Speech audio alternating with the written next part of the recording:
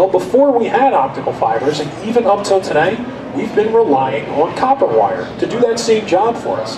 But to carry that same 500,000 phone calls as just one little strand of glass can do, to do that same job in copper wire, well, we would actually have to use that entire bundle you see on the wall to your right. Now, if you have a second, after the demonstration, be sure to go up and get a close look. You'll notice in that 6-foot diameter bundle, there's more than 1 million strands of copper. So, just from the sheer scale of things, we can see how much of an improvement just one optical fiber is over all that old technology. So like I mentioned before, we send all of our information through optical fibers in the form of light. So what we're really doing is we're communicating with that light. But this really isn't all that new of a concept to us as humans. I mean, we've been doing this for thousands of years. We know of ancient tribes that would use fire signals to communicate to one another. We also have that modern day example of a lighthouse, which uses its lights to communicate to ships. So we understand that it is possible to communicate with light. But how exactly are we getting light to travel so accurately and so efficiently through just a tiny thread of glass? Well, that's a little bit more complex. You see, to do this, we rely on an ability that glass already has. And in fact, all transparent materials have. That ability is known as total internal reflection. Now, if you're good with physics, or if you understand trigonometry really well, then this chart makes perfect sense, and I can just move on to the experiments now, right? All right? See a few blank stares out there? All right, I'll back up a little bit so I'll explain internal reflection a little bit deeper so that I can understand it. You see, internal reflection relies on the fact that light will travel at different speeds through different materials. So we're all familiar with the term speed of light, right? The speed of light refers to how quickly light will travel through open space or through air. Now that's incredibly fast. It's 186,000 miles per second fast. But light will travel a little slower than that through both water and through glass. So wouldn't we seem to think that if light was traveling through these slower materials, that light would want to break free of them, get back out into open space, get back to moving more quickly again? Well, actually, the opposite is true. You see, it seems that light prefers to move at a slower pace. So when light is traveling through these slower materials, internal reflection will keep that light trapped inside of them. This is basically how we get light to stay in and communicate through just a tiny thread of glass here. Now we can talk about this all day long, but seeing is believing, right? So to help highlight this point of internal reflection, give us a better visual understanding as to how this works, we're going to take a look at a few experiments. So my first example involves this tank of water, the reservoir tank down below, and a slide projector that I have turned on behind our first tank. Now, I don't know if you can see it, but that beam of light in my slide projector, I've got it focused to a nice tight stream, and it's pointed right at the back of this tap. So when I open that tap, well, sure, the water's going to flow into the lower tank, but wouldn't we also expect that beam of light to just continue on its straight path out along the wall over here? Let's open it up and see what happens. Okay, so we see the water flowing out, but we don't see that beam of light just popping out of the water and staying on a straight path along that wall. Well, that's because the light is trapped in that slower moving material. Within the water, the light is reflected internally. Now I can show you where that light is just by breaking that stream with this board. When I break up the stream, some of that light escapes and our board lights up a little bit. You all see that? But if I don't break that stream, that light will stay trapped in that slower moving material and actually follow the path of the water right along that curve down into the lower tank. Now this is a great example as to how internal reflection works. You see, this is the very fundamentals, the foundation to how optical fibers function for us every single day. So now that we've seen that one, we can turn that off. It'll bring us to our next experiment, which involves my green laser, this small tank of water on the counter. Now I'm going to fire the laser through that water. And when I do that, we really don't see anything that surprises us. That light pretty much does what we'd expect, right? Starts here, ends there, stays on a straight path. No big deal. But watch what happens when I redirect that laser beam up and try to get that light to break free of the top surface of the water and escape out into open space. Now we would expect that laser just to pop right out of the water, right? Watch what happens when that light hits the surface of the water. Yeah, that light reflects back down into the material. You see, this is internal reflection at work. What's happening is at that interface where the water ends and the air begins, well, right there forms this natural phenomenon known as a perfect mirror. that mirror reflects most of the light back down into the material. Very little of that light will actually escape out into open space. Now you can try this experiment at home too if you have a swimming pool. You can hold your breath, swim underwater, and look back up to the surface, and what do you think you'll see? You'll see a reflection of what's underwater. That's because this same thing is happening in your swimming pool. Where the water ends and the air begins, that mirror is formed. Most of that light gets reflected back down to you. So, we've seen internal reflection through water. It's pretty amazing, right? But we're talking about sending information in the form of light through glass, because that's what optical fibers are made of. To give us an idea of what that looks like, I've got a block of optical glass here on the counter, mounted right next to it, a video camera. So, through the magic of television, we will get an internal view as to what light looks like traveling through glass. Alright, so when we look at that block of glass here on the counter, we can see the laser beam traveling through it just a little bit, right? That means a small amount of that light is escaping the glass and reaching our eyes. However, most of that light gets reflected back inside that block of glass, off of all of these internal surfaces, sort of like a hall of mirrors. This again is because of internal reflection.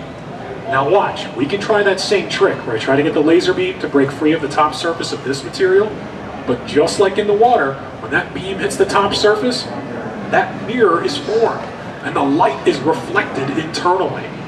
So this is sort of like a large-scale view as what it actually looks like as in our optical fiber, as all of our information, those light signals, are traveling through it. So this trick with internal reflection right here, that will actually work in all types of glass. However, some glass will transmit that light just a little bit better than others. Now we measure any material's ability to transmit light well on a scale known as optical purity. To give us an idea of how this scale works, we're going to take a look at two very different samples of glass. Our first sample is just regular, ordinary, everyday soda lime glass. Now, soda lime glass is pretty far down on the scale of optical purity, and I'll tell you why. For starters, we're all familiar with this stuff. This glass is all around our homes. Drinking glasses, pickle jars, light bulbs, picture frames, windows.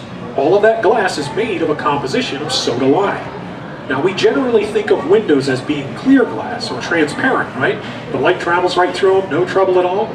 But when we look at our windows on the edge, we can see that that light seems to be having a little trouble getting through, right? It's a lot darker on the edge.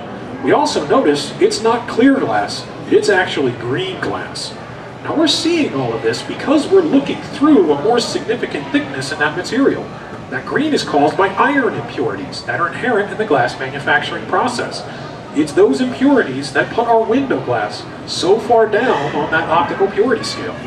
Now, if we were to look at a sample of this same soda lime glass at a thickness of about 3 to 5 feet, well then those iron impurities, they'd become so dense, light could no longer penetrate the glass. It would appear entirely opaque. It wouldn't look green anymore. It would actually look dark blue or even black. So when it comes to communicating all of our information in the form of light through glass around the world, 3 to 5 feet really isn't that practical, right? Now, luckily for us, scientists here at Corning developed this type of glass. Now this is what's known as high purity fused silica, and it's all the way at the top of that optical purity scale. This glass, the glass we make optical fibers from, well, it's so pure and so clear that we can transmit all of our information in the form of light through this glass at a range of 125 miles. 125 miles, or just 3 to 5 feet. I think the official scientific term here is a no-brainer, right? So, communicating with light through glass has been a possibility ever since the invention of the laser in 1960. But it really wasn't until the development of this glass here by Corning scientists in 1970 that made optical fiber communication a viable idea at all. Okay, so I'm throwing around a lot of science terms. Everybody still interested here? We're all still on the same page? Nobody's snoozing out there yet? Talking about how we send information in the form of light through glass. This is all possible because of those abilities glass already has. But this material, this little bit of glass here, actually has another amazing ability you might not even believe. What if I told you this little strand of glass was incredibly strong? Now watch this. I can pull on this strand of glass as hard as I want, all day long. I'm not going to get it to break that way. I've actually been doing this demonstration for a couple of months, I've never gotten the glass to break like that. You see, that's possible because glass only breaks where it has its greatest imperfection, its greatest impurity, or its greatest flaw. But this glass, well, it's made from such pure material, and it has such a pristine surface that there are no imperfections. There's no flaws. So there's nowhere for this glass to break. That makes this little strand here incredibly strong and extremely durable. So we generally think of glass as being a fragile material, right? Breaks all the time. We're all familiar with that. We may also perhaps think of steel as being a benchmark for strength of materials, right? Well, we've discovered that these optical fibers, these little tiny threads of glass, they're in fact 3 times stronger than steel. It's pretty amazing for just a simple thread of glass. So I keep referring to it as just a simple thread of glass. There's actually a little bit more going on there than just that. You see all wrapped up in this nice neat little package, this one little fiber? It's actually 3 crucial components on the inside. The first part, most importantly, is the center of our optical fiber, that area known as the core. The core is the most important part because that's where our information, those light signals, actually travel through. To help those signals along the way, we coat the core with another slightly different type of glass, this middle area known as the cladding. The reason we do this is because if you'll remember, just like how those mirrors were formed in our experiments in the water and the glass here on the counter, well, the differences in those 2 types of glass, the core and the cladding, the surface where they meet because of their differences also forms those mirrors. And that mirror appears at that interface. Those surfaces become incredibly reflective. It helps to maintain the integrity of our light signals as it's sent through our network.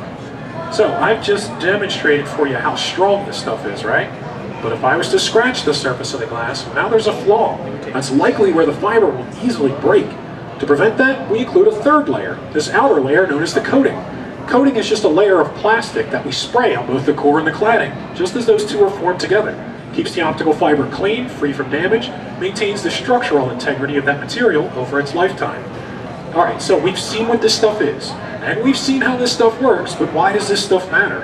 Why should we even bother to use this material at all? Well, the biggest benefit that we have to gain through the use of optical fibers in our communication networks is an increase in bandwidth. Now, we're becoming more and more familiar with this term all the time, right? We see it on TV and our internet and our cell phone providers. They use that term a lot. Simply put, bandwidth, just a measurement of how much information or how many information signals we can send through a network at any given time. When we send electrical signals through copper, we have to do that pretty slowly in comparison to how quickly we can send light signals through glass. We send electrical signals through copper too quickly or too close together, those signals could interfere with one another. We could lose our information entirely. So we can see there's a huge limitation to just how much bandwidth there is to gain through the use of that old copper system. But when it comes to optical fibers, here's the most amazing part.